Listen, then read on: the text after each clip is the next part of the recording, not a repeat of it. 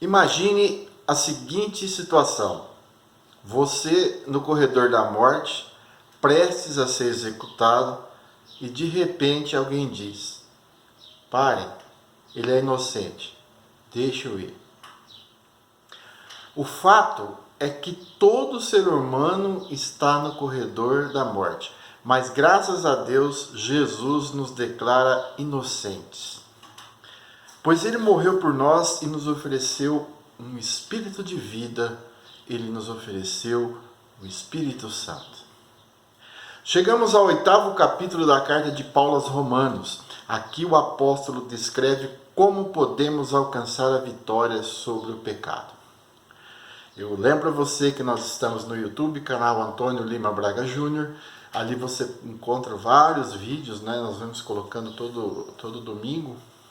E colocamos no Facebook o capítulo inteiro da semana que você pode ler comigo. Também estamos no Instagram. Aí você pode fazer a sua inscrição, pode compartilhar esse vídeo com quem você quiser.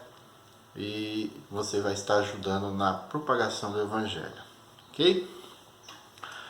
Paulo nos mostrou como lidar com o pecado e agora nos mostra que ele já não tem domínio sobre nós e que devemos agora escolher a quem serviremos, se a lei do pecado ou a lei da justiça. O apóstolo, através do Espírito Santo, nos fala que nenhuma condenação há mais para os que estão em Cristo Jesus.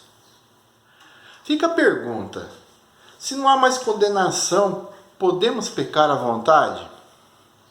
Você sabia que existem comunidades na internet que encorajam você a pecar? Será que estamos livres para pecarmos? Certamente que não. Quem escolhe a desobediência não escolhe a Deus. Quem escolhe viver na carne, o penhor é a morte.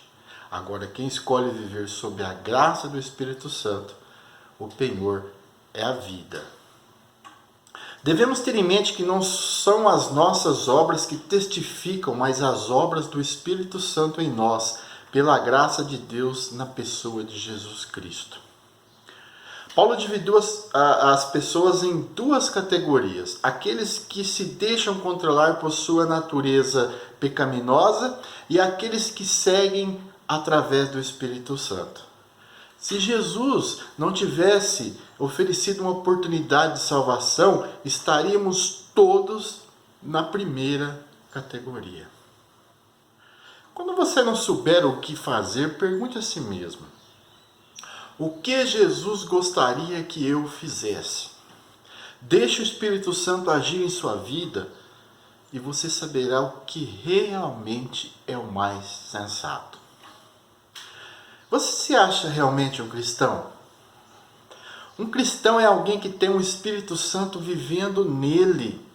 Se você sinceramente confiou em Jesus pela sua salvação e o reconheceu como Senhor, então o Espírito Santo veio à sua vida e você é um cristão. Dos versículos 14 ao 17, Paulo usou a adoção para ilustrar o nosso novo relacionamento com Deus. Na cultura romana, as pessoas adotadas perdiam todos os seus direitos na antiga família e ganhava todos os direitos de um filho legítimo em sua nova família. Ele se tornava um herdeiro pleno dos bens dos seus novos pais. Da mesma forma, quando alguém se torna um cristão, ele ganha todos os privilégios e responsabilidades de um filho da família de Deus. Um desses enormes privilégios é ser guiado pelo Espírito Santo. Veja só o que o próprio Paulo escreveu aos Gálatas, capítulo 4, versículos 4, 5 e 6. Lá está escrito assim: mas, vindo a plenitude dos tempos, Deus enviou o seu Filho, nascido de mulher, nascido sob a lei, para remir os que estavam debaixo da lei, a fim de recebermos a adoção de filhos. E porque sois filhos, Deus enviou aos vossos corações o Espírito de seu Filho, que clama: Abba, Pai. Abba expressa um senso de afeto e profundo respeito e significa papai em aramaico, a língua de Jesus. Jesus usou Abba, a expressão Abba, em suas orações para se dirigir a Deus. A atual condição da criação não é sua condição final, é antes como uma mãe que geme com dores de parto. A criação inteira tem um destino planejado por Deus e deseja ardentemente que seja cumprido. Seremos ressuscitados com corpos glorificados. Nós temos os primeiros frutos, as primícias, o dom do Espírito Santo como a garantia de nossa vida ressurreta.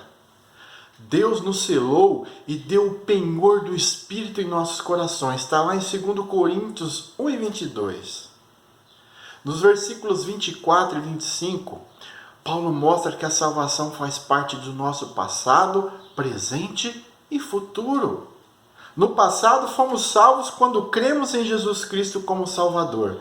No presente, porque nós estamos sendo salvos. E esse processo é o processo da santificação.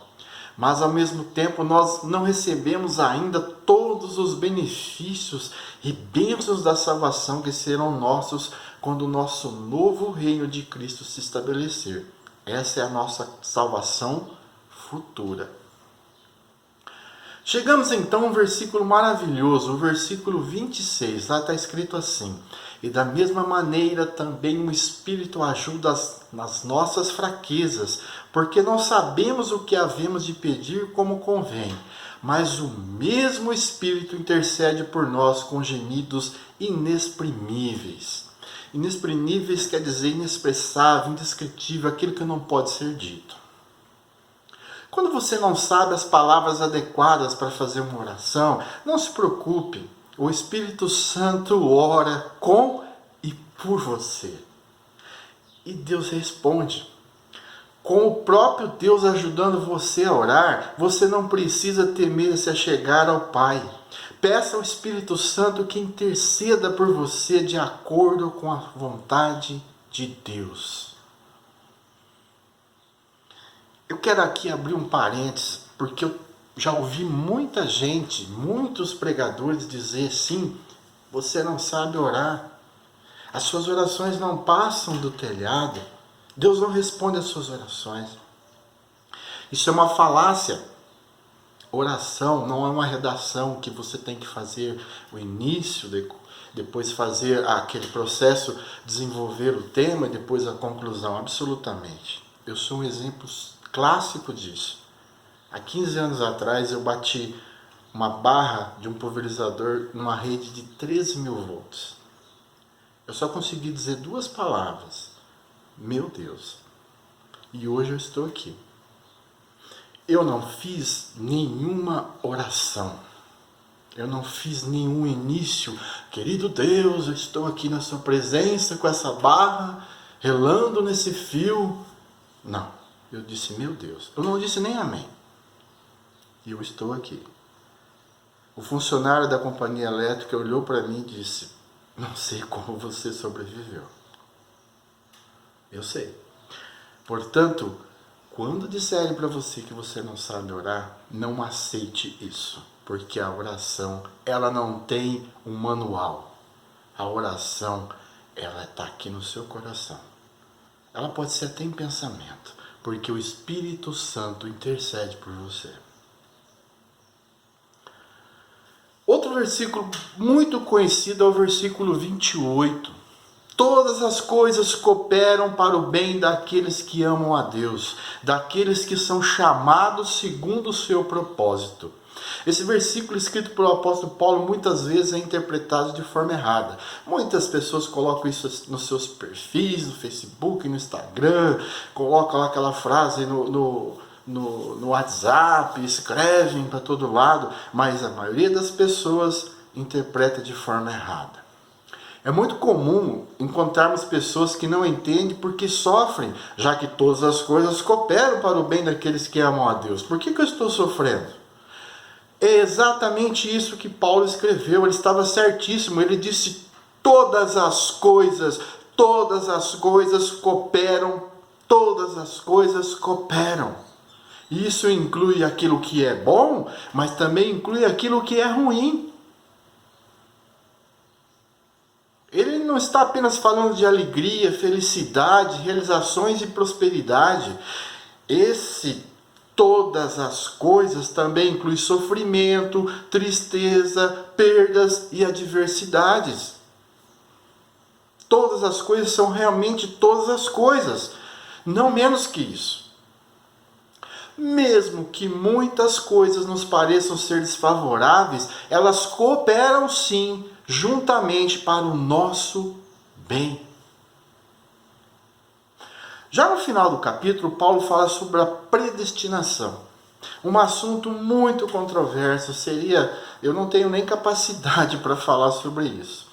E esse assunto tem causado muita discussão entre os cristãos. Significa algo que já foi determinado ou decidido. A predestinação é aquilo que Deus já determinou que vai acontecer.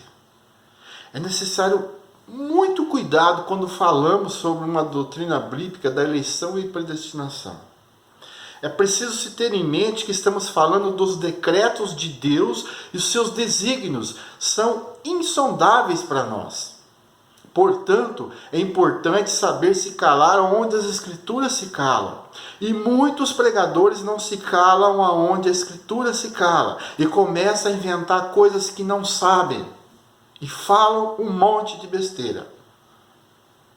Desde tempos antigos nós temos grandes homens que estudaram a Bíblia, que criaram a doutrina, um exemplo de Calvino, por exemplo, que criaram discussões enormes falando de predestinação, porque não souberam se calar aonde as Escrituras se calam. Se nós continuarmos falando aonde a Escritura não fala, nós caímos no erro. Eu poderia aqui perguntar para você, e a mulher de Caim? A Bíblia se cala, eu também se calo. Não há ninguém, nem o mais capacitado estudioso, que consiga explicar totalmente os mistérios de Deus na eleição e predestinação. Eu conheço um monte de gente que fala sobre esse assunto, mas todos eles passam a falar onde a Bíblia não fala. O capítulo termina com uma rica promessa. Durante toda a história da igreja, as perseguições foram e serão constantes. Em alguns momentos surgiram dúvidas da real presença de Jesus. Isso é comum até nas nossas vidas. A gente fala, Senhor, eu estou sozinho? Mas o fato é que é absolutamente impossível alguém nos separar do amor de Cristo. A morte dele por nós é a prova maior do seu invencível amor. E é através desse invencível amor que eu te convido, meu amigo, a aceitá-lo completamente, para que você faça parte daqueles que escolheram a opção de viver através do Espírito, onde o penhor é a vida. Um bom dia, que a paz do nosso Senhor Jesus Cristo esteja com todos.